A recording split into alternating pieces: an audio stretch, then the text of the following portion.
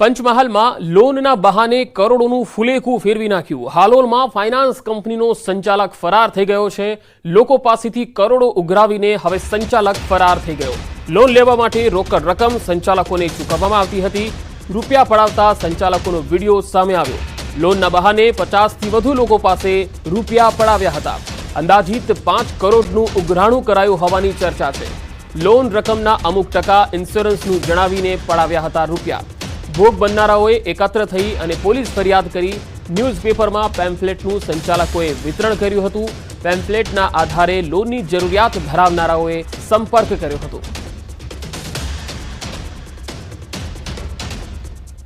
ત્યાર પછી અમને કીધું કે હવે પૈસા આપો અને તરત તમે 2 કે 3 દિવસની અંદર તમારી લોન એપ્રુવલ થઈ જશે। એપ્રુવલ લેટર આવશે એટલે તરત જ તમને ચેક મળી જશે। એટલે પછી મેં આપ્યા અને બીજે દિવસે મારા પર ફોન આવ્યો કે ભાઈ તમારું થઈ ગયું છે અને તરત જ તમે પૈસા લઈને આવો અને તમારો એપ્રુવલ લેટર આવી ગયો છે। એમનો મતલબ સેન્સર લેટર ડુપ્લિકેટ બનાવીને આપ્યો હતો। પછી ગયો જોયો ત્યારે એમાં મને સહી કરાવી। સહી કર્યા પછી અમને મેં કીધું મને ફોટો પાડવા દે ભાઈ, તો મને ફોટો પણ ના પાડી દો। મેં કીધું હું ગૂગલ પે કરું તો ગૂગલ પે પણ નહીં ના પાડી। આજે અત્યારે 5 થી 6 કરોડનું અમારું આ રીતે ઉઠમણું કરેલ આ કેપિટલ ફાઇનાન્સના નામે, તો અમે Halol police station city police station હાલોલમાં અત્યારે ફરિયાદ આપવા આવ્યા છીએ। એની સામે એફઆઈઆરનો ગુનો નોંધવા માટે અમે તમામ લોકો સંયુક્ત રૂપે ફરિયાદ આપેલ છે। નર્મદાના રાજકારણમાં ફરી ગરમાવો આવી ગયો છે। ટીડીઓ ધમકી મામલે વિવાદ વકરી રહ્યો છે। મનસુખ વસાવાના નિવેદન પર પલટવાર થયો। ચૈતર વસાવાના મનસુખ વસાવા પર પ્રહાર। મનસુખ વસાવા અને ચૈતર વસાવા આમને સામને આવ્યા હતા। ચૈતર વસાવા પર ટીડીઓને ધમકી આપ્યાનો આરોપ લગાવ્યો। મનસુખ વસાવાએ સોશિયલ મીડિયામાં પોસ્ટ પણ મૂકી હતી। ગુંડાગીરી અને દાદાગીરી કરી હોવાની વાત પણ કરી હતી।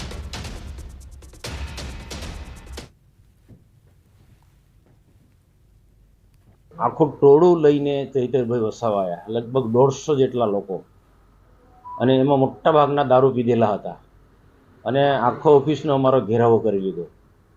હવે એમને કઈ બાબતમાં આ આખું કરવાની ફરજ પડી એ કંઈ સમજાતું નથી, પણ એમને એટલે એ પ્રકારનું એટલું ખરાબ વર્તન કર્યું। ગઈકાલે એક ધારાસભ્ય ન શોભે એ પ્રકારનું વર્તન અમારી સાથે કર્યું। કેટલાક કર્મચારીઓ સાથે પણ એમને આ પ્રકારનું વર્તન કર્યું। જે કર્મચારી બોલી શકે સ્થિતિ નથી, પણ એક ડરાવવાના ધમકાવવાના એના પ્રયત્નો છે। પણ મારે એટલા માટે ડેડેપણા તાત્કાલિક જવું પડ્યું કે મને જે માહિતી મળી તે પ્રકારે એક તાલુકા વિકાસ અધિકારીને એને ડરાયા હતા, ધમકાયા હતા। અમે મનસુખભાઈ પર ખુલાસો માંગ્યો એટલે મનસુખભાઈએ અમે સાંસદ છે, અમારી સરકાર છે, ફલાણું ઢીકણું કરીને અમારી સાથે દાદાગીરીથી ગેરવર્તુળાથી વાતો પણ કરી।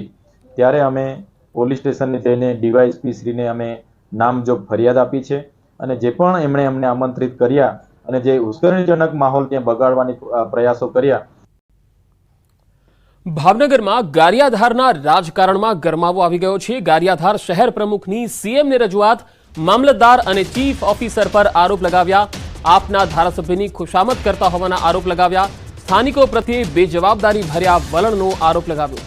બંને અધિકારીની બદલી કરવા માટે સીએમને રજૂઆત કરી છે।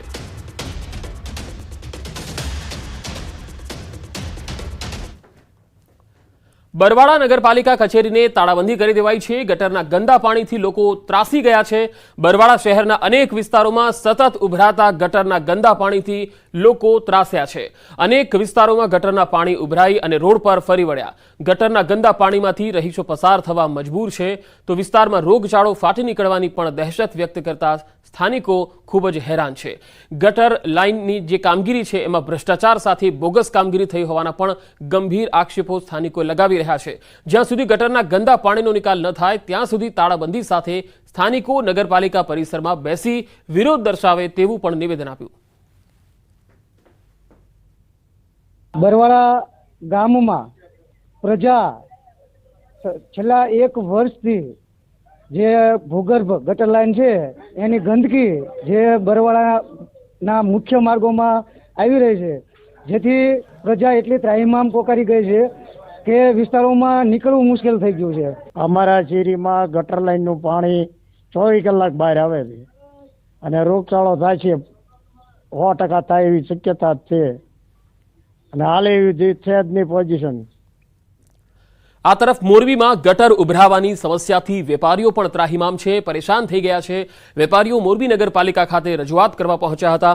પાલિકા ખાતે કલેક્ટરની અધ્યક્ષતામાં મીટિંગ હોવાથી કલેક્ટરને રજૂઆત કરવા પહોંચ્યા। અનેક ફરિયાદ કરવા છતાં પાલિકા દ્વારા કોઈ જ કામગીરી થતી ન હોવાના આક્ષેપ વેપારીઓએ લગાવ્યા। રસ્તા પર ગટર ઉભરાવાની સમસ્યાથી ગંદકીનો સામનો કરવો પડી રહ્યો છે।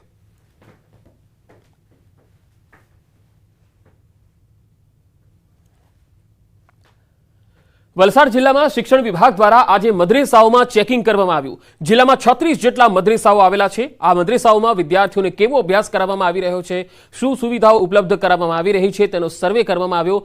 જરૂરી ભૌતિક સુવિધાઓ ઉપલબ્ધ છે કે નહીં તે અંગે પણ તપાસ કરવામાં આવી। મદ્રેસા ચલાવવા જરૂરી પરવાનગી, બાંધકામ, ફાયર સેફટી સુવિધા સહિતની બાબતોની પણ તપાસ કરવામાં આવી।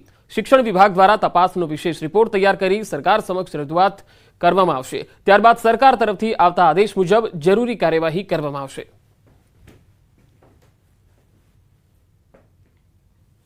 ગઈકાલે વીસીના માધ્યમથી અમને સૂચના આપવામાં આવેલી અને અમે અમારી ટીમ બનાવી અને તમામ ટીમના સભ્યો જે તે મદ્રેસામાં જઈ અને એની પ્રાથમિક માહિતી લીધી છે। મદ્રેસાના સર્વે કરવા ગયેલા આચાર્ય પર હુમલો થઈ ગયો। અમદાવાદના દરિયાપુરમાં આચાર્ય પર હુમલો થયો। સુલતાનના મહોલ્લામાં સર્વે દરમિયાન આ બનાવ બન્યો હતો। બાપુનગર સ્મૃતિ સ્કૂલ વિદ્યાલયના આચાર્ય પર હુમલો થયો હતો। ટોળાએ આચાર્ય પર હુમલો કરી દીધો, જેને લઈ 2 વ્યક્તિઓ સામે નામજોગ અને અન્ય ટોળા સામે ફરિયાદ નોંધવામાં આવી। હુમલામાં સામેલ અન્ય વ્યક્તિઓની પણ શોધખોળ ચાલી રહી છે। 5 વ્યક્તિઓની ઓળખ પોલીસ અત્યાર સુધી કરી ચૂકી છે। હજુ પણ આગામી સમયમાં સીસીટીવી ફૂટેજના આધારે કાર્યવાહી કરવામાં આવશે।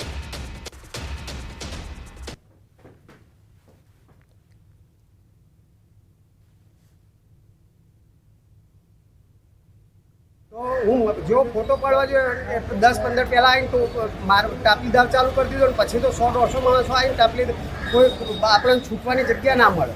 ફોટા પાડવાની કામગીરી કરતા હતા તે દરમિયાન 2 થી 3 માણસો તથા અન્ય ટોળાઓ દ્વારા તેમને રોકવામાં આવેલ અને કહેવામાં આવેલ કે તમે આ કામગીરી કેમ કરી રહ્યા છો। એમની સાથે હાથ ચાલાકી કરીને ફોટા પાડતા હતા તે દરમિયાન તેમનો મોબાઈલ ઝૂંટવી લેવામાં આવેલ અને એમની સાથે મારામારી તથા બોલાચાલી કરવામાં આવેલ। જે સંદર્ભે ફરિયાદી દ્વારા દરિયાપુર પોલીસ સ્ટેશનમાં ગુનો દાખલ કરાવવામાં આવેલ છે, જેમાં રાયોટિંગ, લૂંટની કલમ તથા સરકારી કામમાં રૂકાવટના ગુના દાખલ કરવામાં આવેલ છે। હાલમાં 2 આરોપી ફરહાન અને ફૈઝલ તથા અન્ય 5 આરોપી વિરુદ્ધ દરિયાપુર પોસ્ટે ખાતે ગુનો દાખલ કરી વધુ તપાસ હાથ ધરવામાં આવેલ છે। સર્વેની અંદર મદ્રેસામાં કેટલા બાળકો અભ્યાસ કરે છે? 6 થી 14 વર્ષના બાળકોની સરકારની જવાબદારી છે એમને અભ્યાસ સુધી પહોંચાડવા।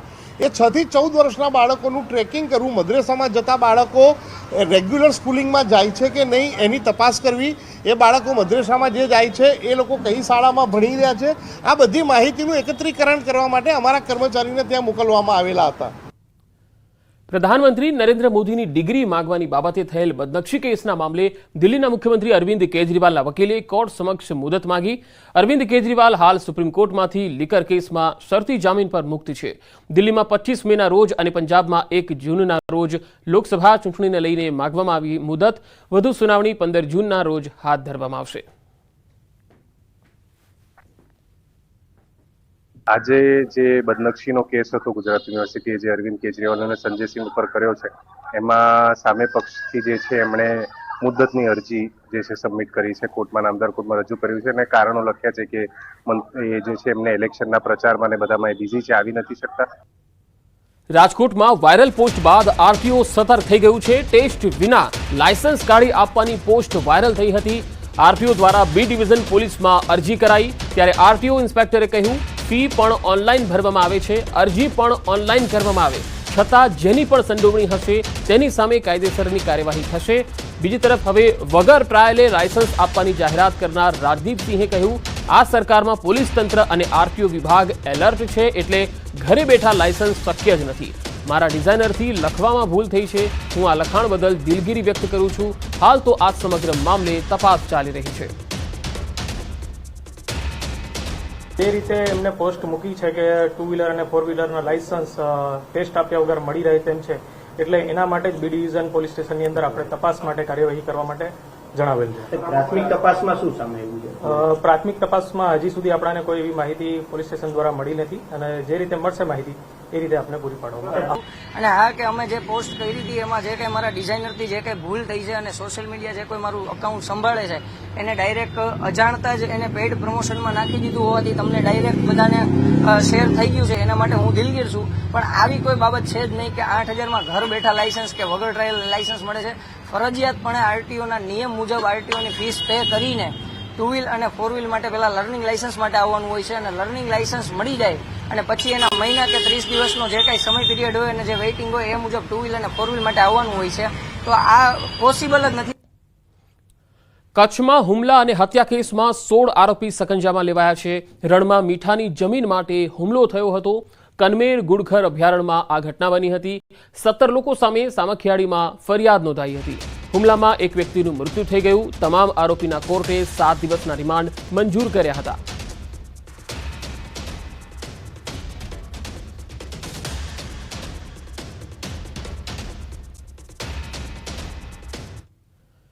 સૂતેલી મહિલાનો કાન કાપીને દાગીનાની લૂંટ થઈ ગઈ. વડોદરાના પાદરાના ડભાસા ગામનો આ બનાવ.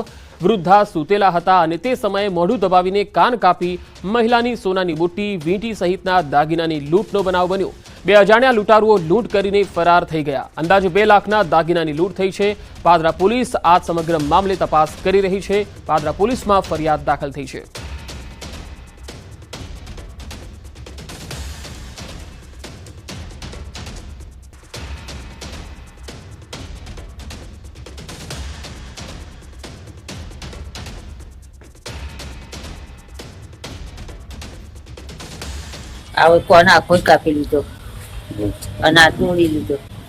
Welcome back. મહત્વના સમાચારની વાત કરીએ. પોરબંદરમાં અકસ્માત થયો છે. 30થી વધુ યાત્રી ઘાયલ થયા છે. અમદાવાદના સોઢી ગામના પરિવારને અકસ્માત નડ્યો છે. દ્વારકા સોમનાથ હાઈવે પર આ અકસ્માત થયો હતો. ટેન્કર અને યાત્રી બસ વચ્ચે અકસ્માત થયો. યાત્રી દ્વારકાથી સોમનાથ તરફ જઈ રહ્યા હતા. હાલમાં ઘાયલોને હોસ્પિટલ ખસેડવામાં આવ્યા છે.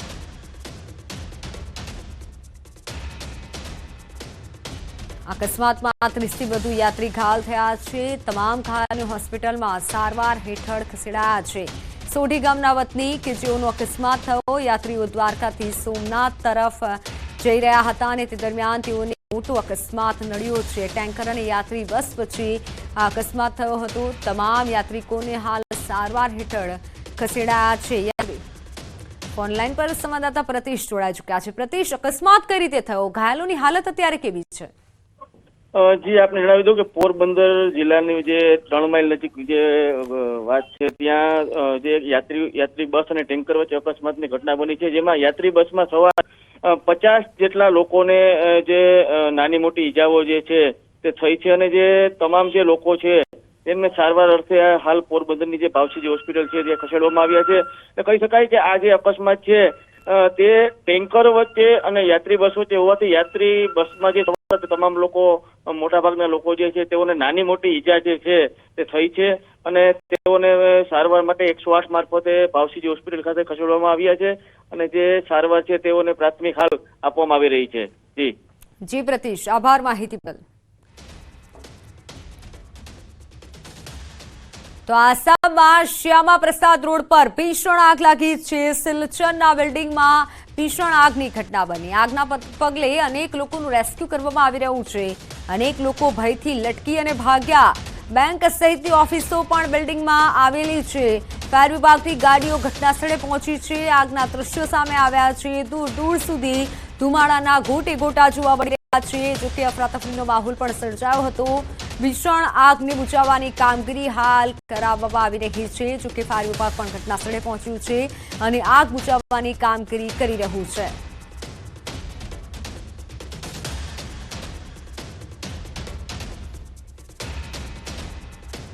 પેરાગ્લાઇડિંગના શોખીનો સાવધાન રહેજો. કચ્છમાં પેરાગ્લાઇડિંગ કરતા નીચે પટકાતા મોત નીપજ્યું છે. માંડવી દરિયાકાંઠે આ બનાવ બન્યો હતો. ઝારખંડના બલદેવસિંહ રજીતસિંહનું માંડવી પોલીસે ફરિયાદ નોંધી છે. તેમનું મોત નીપજ્યું છે. કાયદેસરની તપાસ હાલ શરૂ કરવામાં આવી છે. વિડીયો પણ સામે આવ્યો છે જેમાં ઝારખંડના બલદેવસિંહ રજીતસિંહનું મોત નીપજ્યું છે. પેરાગ્લાઇડિંગ કરતી વખતે નીચે પટકાયા હતા. માંડવી દરિયાકાંઠે આ ગંભીર બનાવ બન્યો હતો અને હાલ તો પોલીસે ફરિયાદ નોંધી છે.